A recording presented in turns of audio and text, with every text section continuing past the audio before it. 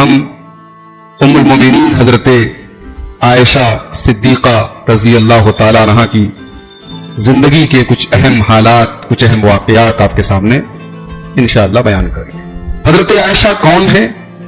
ये अल्लाह के रसूल सल्लल्लाहु अलैहि वसल्लम के सबसे चहेते सहाबी, सबसे करीबी सहाबी और तमाम सहाबा में सबसे अफजल शख्सियत हजरत अबू बकर सिद्दीक रजी अल्लाह तआला अन्हु की साहबजादी है, उनकी बेटी। हजरत अबू बकर का ताल्लुक कबीले कुरैश के एक मशहूर खानदान बनु तैम से था, इसलिए अबू बकर रजी अल्लाह तआला अन्हु को तैमी कहा जाता है। तो हजरत आयशा का सिलसिला नसब 8वीं पुष्ट पे जाके अल्लाह के रसूल सल्लल्लाहु अलैहि वसल्लम के सिलसिले नसब से जाकर के मिल जाता है। हजरत आयशा की मां का नाम उम्मे रूमान था, असल नाम ज़ैनब था, लेकिन कुनियत थी उम्मे रूमान। वालिद का नाम अब्दुल्ला था, लेकिन कुनियत से वो ज्यादा मशहूर है, अबू बकर के नाम से ज्यादा मशहूर है, सिद्दीक उनका लक़ब है। हजरत आयशा नबूवत के 5वें बरस हजरत अबू बकर के घर में पैदा हुई। एक ऐसे घर में हजरत आयशा पैदा हुई जहां पैदा होते ही कुरान की तिलावत की आवाज सुबह शाम उनको सुनने को मिल रही। मुशरिकाना माहौल हजरत आयशा ने देखा ही नहीं। इस्लाम की हालत में उनका घर इस्लाम का मरकज था। सुबह शाम अल्लाह के रसूल सल्लल्लाहु अलैहि वसल्लम एक मर्तबा जरूर अपने दोस्त अबू बकर से मिलने के लिए आते थे। अब जाहिर है कि जिस घर में अल्लाह के नबी का सुबह शाम आना हो, उस घर की बरकत का क्या कहना, उस घर की रूहानियत का क्या कहना, उस घर की नूरानियत का क्या कहना। उस बाबरकत माहौल में हजरत आयशा पैदा हुई और जाहिर है कि उस घर के माहौल से बचपन से ही हजरत आयशा रजी अल्लाह तआला अन्हा कुछ सीखती रही, मुतासिर होती रही। हजरत आयशा बचपन से ही बहुत ज़हीन थी, बहुत शार्प माइंडेड थी, दिमाग बहुत तेज था इनका। भाई 6-7 साल की उम्र में जाहिर है कि बच्चे खेलते रहते हैं, हजरत आयशा भी खेलती रहती थी। मगर खेल के दौरान भी अगर घर में कुरान की तिलावत हो रही है, घर कुरान की कोई आयत हजरत आयशा के कानों तक पहुंची तो उसको एक बार सुनती थी, याद कर लेती। इतनी जबरदस्त इनकी मेमोरी थी, इनकी याददाश्त इतनी अच्छी थी। 8 साल की इनकी उम्र थी जब अल्लाह के रसूल सल्लल्लाहु अलैहि वसल्लम मदीना के लिए हिजरत कर रहे थे। और आप जानते हैं कि हिजरत के सफर में हजरत अबू बकर की पूरी फैमिली लगी हुई थी। हजरत अबू बकर तो साथ में ही थे। फिर 3 दिन तक अल्लाह के रसूल सल्लल्लाहु अलैहि वसल्लम गारे सौर में ठहरे रहे। 3 दिन तक हजरत अस्मा, हजरत आयशा दोनों मिलकर के खाना बनाती थी। हजरत अस्मा ले जाके खाना पहुंचाती थी वहां गारे सौर में। हजरत अबू बकर के साथ जाते हजरत अब्दुल्ला, वो जाते थे रोजाना शाम को और रिपोर्ट देते थे मक्का वालों की कि क्या आज प्लान हुआ, क्या आपस में मशवरा हुआ, क्या चल रहा है। उनका गुलाम हजरत अबू बकर का आमिर बिन फुहैरा वो बकरियों को लेके जाता था। बकरियों का दूध अल्लाह के रसूल सल्लल्लाहु अलैहि वसल्लम हजरत अबू बकर पी लेते थे और बकरियों के पैरों से हजरत अब्दुल्ला के निशानात जो पैरों के होते थे वो मिट जाते थे।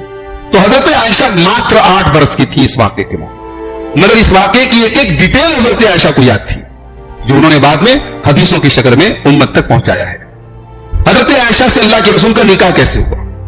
आपको याद होगा पिछले दर्स में जब हम हजरत सौदा की बात कर रहे थे तो मैंने बताया था आपको कि हजरत सौदा रजी अल्लाह तआला अन्हा का निकाह अल्लाह के रसूल सल्लल्लाहु अलैहि वसल्लम से कैसे हुआ। इस निकाह की बात सबसे पहले किसने चलाई? हजरत खौला बिनत हकीम ने चलाई थी।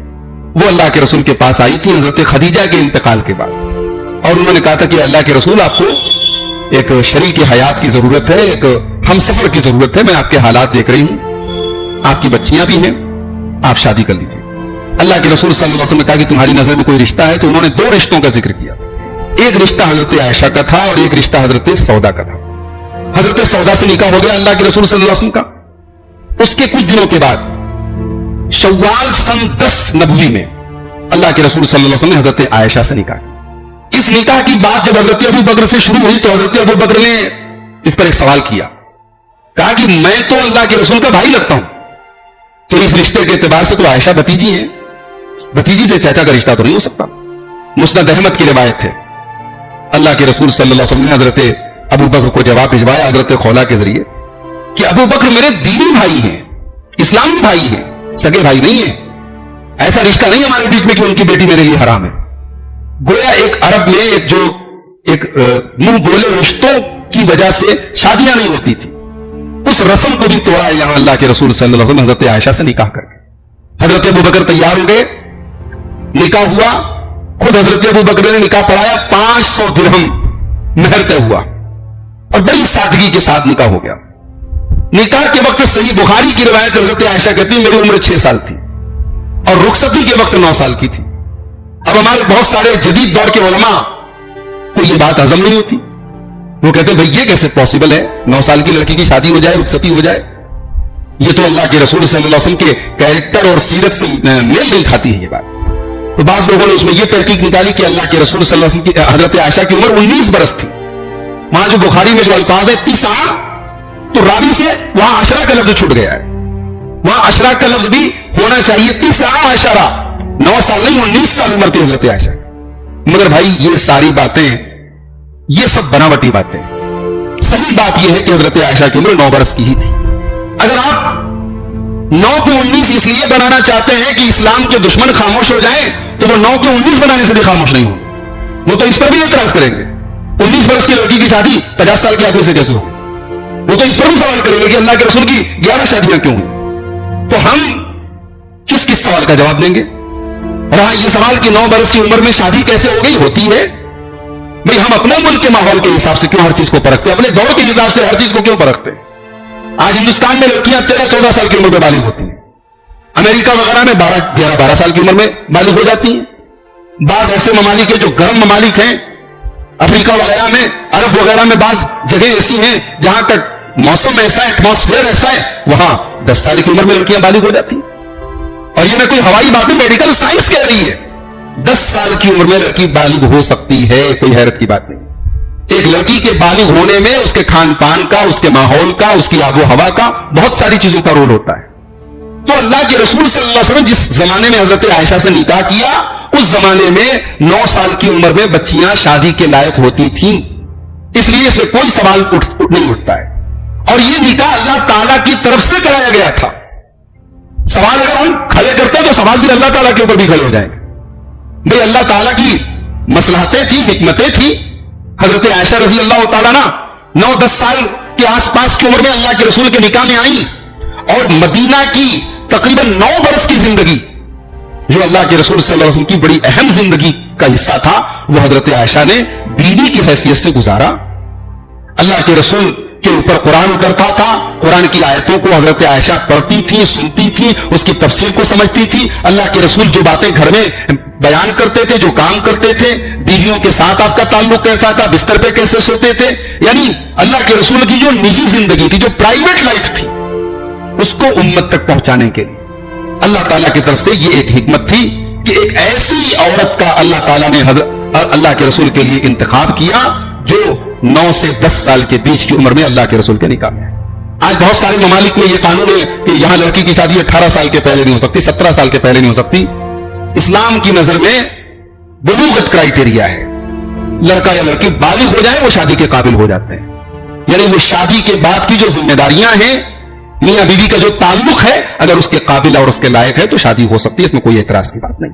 حضرت عائشہ کا جو یہ نکاح ہوا اللہ کے رسول کے ساتھ, یہ اللہ تعالیٰ کی طرف سے بھی تھا. آئیے اس پر ایک دلیل میں آپ کو دے دیتا ہوں. صحیح بخاری کی 5125 اور صحیح مسلم کی 2438 نمبر کی حدیث ہے. حضرت عائشہ کہتی ہیں کہ اللہ کے رسول صلی اللہ علیہ وسلم سے فرمایا کہ رأیتک فی المنام, اے عائشہ شادی کے پہلے میں نے تم کو خواب میں دیکھا تھا, میں نے تم کو خواب میں دیکھا تھا.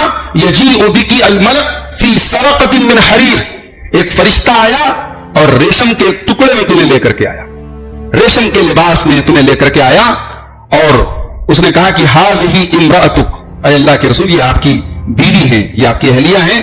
فکشفت عن وجہک السوء, تو میں نے تمہارا چہرہ کھولا. فرشتے نے چہرہ کور کیا تھا, میں نے چہرہ کھولا تو میں نے دیکھا فاذا انت ہی, تم ہو اے عائشہ, اس ریشم کے کپڑے میں تم تھی. فقلت, تو اسی وقت میں نے کہا تھا ان یک ھذا من عند اللہ یمضی, اگر یہ اللہ تعالیٰ کی طرف سے مجھے دکھایا گیا ہے تو ایسا ہو کر کے رہے گا. اور ایک پوائنٹ کی بات آپ کو بتاؤں, یہ حدیث امام بخاری صحیح بخاری میں کئی جگہ پر لائے ہیں, لیکن میں نے جو بھی الفاظ پڑھے ہیں یہ امام بخاری کتاب النکاح کے اندر لائے ہیں. اور امام بخاری نے باب کیا قائم کیا ہے, باب النظر الی المرأة قبل التزویج, عورت کو شادی کے پہلے دیکھا جا سکتا ہے. شریعت نے لڑکی کو ایک بار دیکھنے کی, اس حدیث سے امام بخاری استدلال کر رہے ہیں. یہ اللہ کے رسول کو حضرت عائشہ کا چہرہ دکھایا گیا, تو حضرت امام بخاری استدلال کر رہے ہیں کہ بیوی کو, ہونے والی بیوی کو شادی کے پہلے ایک بار دیکھا جا سکتا ہے تاکہ بعد میں شکوے شکایتیں نہ رہیں. تو اللہ کے رسول نے حضرت عائشہ سے جو نکاح کیا اس میں 3 بڑے بڑے پیغام تھے. ایک پیغام تو یہ تھا کہ منہ بولے رشتے اہم ہیں, بھائی ہم نے کسی کو منہ بولا بھائی بنا لیا, کسی کو منہ بولی بہن بنا لیا, اس رشتے کی اہمیت ہے, مگر منہ بولے رشتے کی بنیاد پر اسلام میں شادی بیاہ کی جو ریسٹرکشنز ہیں, جو پابندیاں ہیں, وہ لاگو نہیں ہوتی. ہم نے کسی کو منہ بولا بھائی بول دیا تو وہ اب اس کی بیٹیاں ہماری بھتیجی ہو جائیں, ایسا نہیں ہے. اسلام کی نظر میں ایسا نہیں. ہم نے کسی کو منہ بولا بیٹا بول دیا, اب ہماری بیٹی کا نکاح اس سے نہیں ہو سکتا, ایسا نہیں ہے. شادی بیاہ میں منہ بولے رشتے رکاوٹ نہیں بنے گی. ایک رسم تو اللہ کے رسول نے اس نکاح کے ذریعے توڑ دی.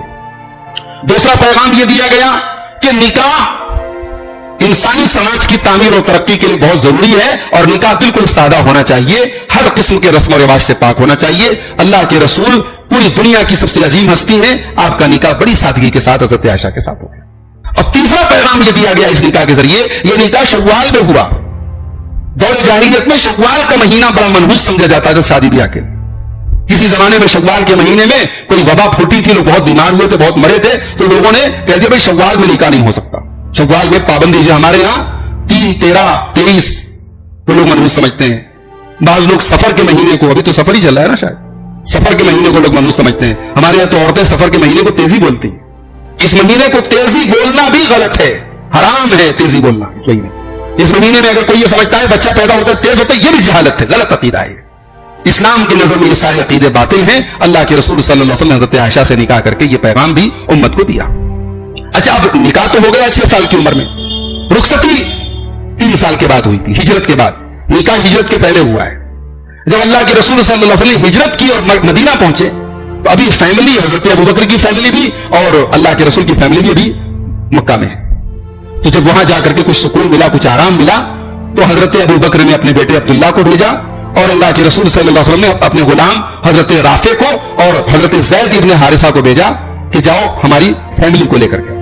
تو حضرت زید اللہ کے رسول کی بیوی حضرت سودا کو, اور آپ کی بیٹیاں حضرت ام کلثوم اور حضرت فاطمہ کو, اور اسی طریقے سے حضرت زید کی بیوی حضرت ام ایمن کو, اور زید کے بیٹے اسامہ کو, اتنے لوگوں کو لے کر کے آئے. اور حضرت عبداللہ اپنی ماں ام رومان کو اور اپنی بہنوں کو حضرت عائشہ کو اور حضرت اسما کو لے کر کے آئے.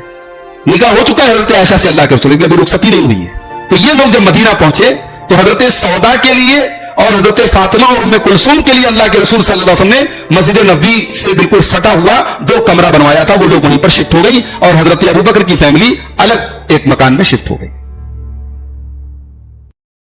ایک انسان دنیا میں سب کا پیارا ہے, اس کے بچے اس سے بہت پیار کرتے ہیں, اس کی بیوی اس کو بہت چاہتی ہے, اس کے محلے والے, اس کے گاؤں والے اس کی بڑی قدر کرتے ہیں. مگر جس دن اس انسان کی موت آتی ہے, جس دن وہ مرتا ہے, اس سے اتنی محبت ہونے کے باوجود اس کی لاش کو کوئی گھر میں رکھتا ہے. آئیے پہلے دیکھتے ہیں رسول پاک کا گھر کیسا ہے. اللہ بڑا معمولی سا گھر ہے, آج کی طرح بہت شاندار نہیں ہے, اس میں ڈیکوریشن نہیں ہے, اس میں سجاوٹ کے آئٹمس نہیں ہے, دنیا کی ترقی کے سامان نہیں, چھوٹا سا گھر ہے. کھجور کی لکڑی کے تنوں کا پلر بنایا گیا ہے. امت کا ایک بڑا طبقہ آج شکم پرور اور پیٹو قسم کے عاملوں کے چکر میں اور ملاؤں کے چکر میں آج اپنے دین اور ایمان کا سودا کر رہا ہے, اور تعویذ اور گنڈے کے استعمال کے ذریعے اپنی توحید اور اپنے ایمان کا جنازہ لیا. ایک بہترین بیوی کی کوالٹی کیا ہے؟ اگر کوئی آپ سے پوچھے کہ ایک بہترین بیوی کیسی ہوتی ہے, کیا جواب دیں گے؟ اللہ کے نبی صلی اللہ علیہ وسلم سے سوال کیا گیا. سنن نسائی کی روایت ہے, صحیح روایت ہے, حدیث کا نمبر ہے 3231 3231.